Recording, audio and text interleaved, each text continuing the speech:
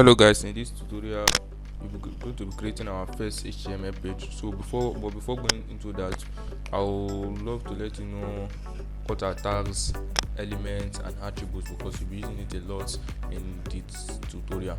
So firstly, what are HTML tags? We've talked about HTML files. Every page is actually a HTML file.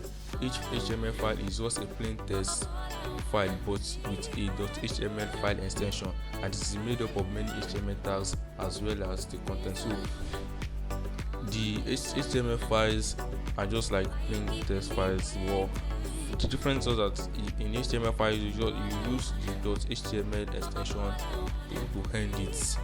So that's that for the HTML file, and I've talked about this in the last tutorial too.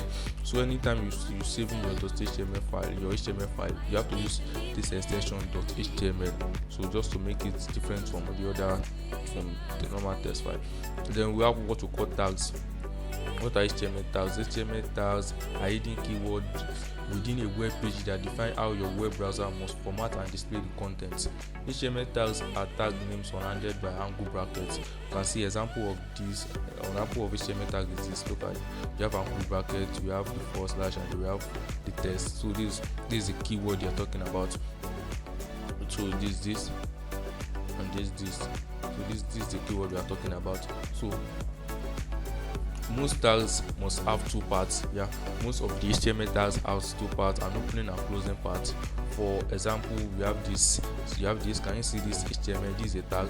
So this is an opening tag. So it's the opening tag, and this one is a closing tag. So how are we going to differentiate opening tag from close tag?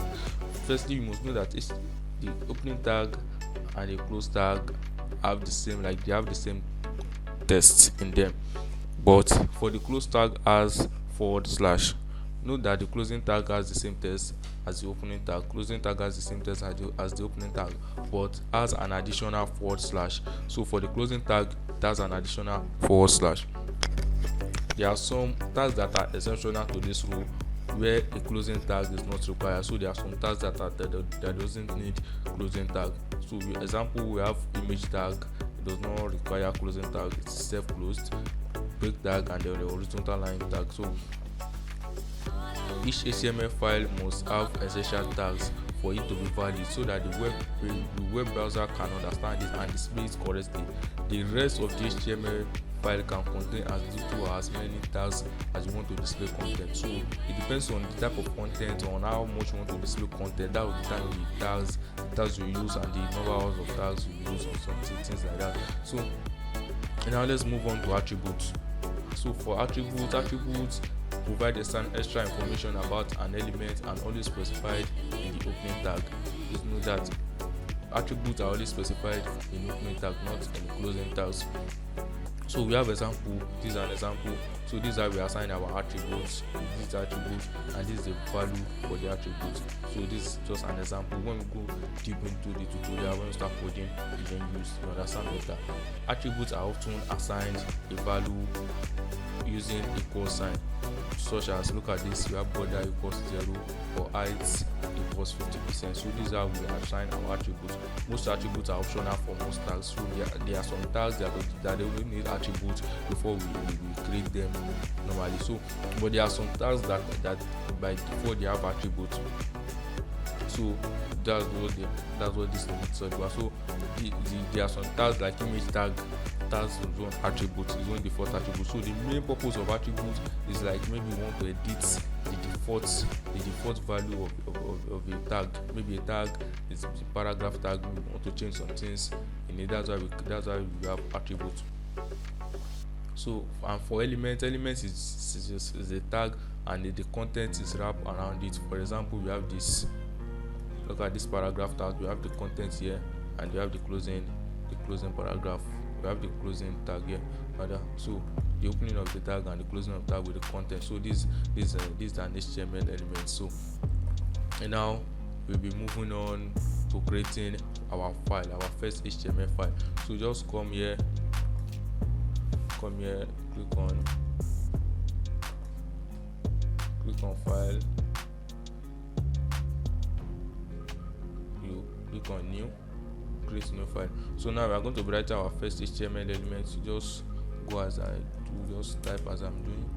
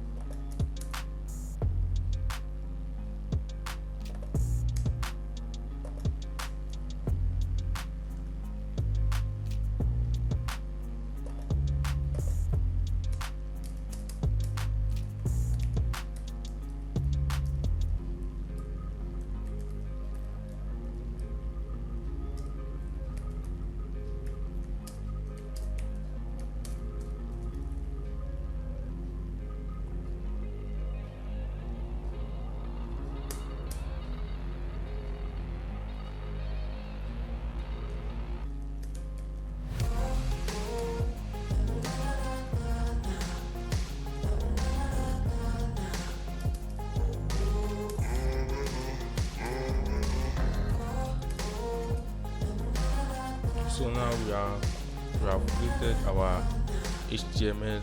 So this is our HTML tag. So I'll be explaining now. So for this now, this doc type is declaration. The declaration defines the document to be like HTML5. Like that's just this is the function of this doc type. It's just trying to say that is HTML. It's HTML. This document is HTML. Then we have elements. So this is the root element of the HTML page. So this tag is the root element. So this is an HTML tag. It's opened here. Can you see? And we have the closing here. So this is the root element for the HTML. Then we have the head. We have the head inside the head tag. Head tag. We have the title. We have the title. So the title, you see the function of the title when we save and run now. So the title is just to display. This one is just to display the title of the page. So we have it's also it's not a self-closing tag. That's opening and closing. Can you see? We open our head tag here and close it here. So we have the body. So the body is the physical part of the page. So anytime you load your web browser, the only thing you are seeing on the web browser is in between your body tag. Anything you see on the web browser is in between your body tag. So the body tag is the physical part of the web page. So now let's go ahead and save our HTML file. Then we run it. Then click on Ctrl S. So now we are saving it. We are still saving it inside that folder we created, that HTML folder. But this time around, we'll be saving it as index.html. So I just want to tell you about this index. This index.html means like meaning just the first file, like now let me give an example. When you load a web page, like maybe let me say let me say facebook.com. So it has an index page whereby by default when you load the web page, it if you don't click on any file specifically, you have so many HTML files in the same folder, so it will pick the index file. So the URL will automatically look for www.facebook.com/index.html. I'm just using that for example. Or maybe this is our folder too. We saved it as HTML. So I just call this folder, then I call this directory. It will automatically load index.html for me. It won't tell me to select any file I want in it. So that's what the advantage of this index. So that's just the function. So can you see now? So we've saved this now. So now let's go ahead and run it. Let's put our own page.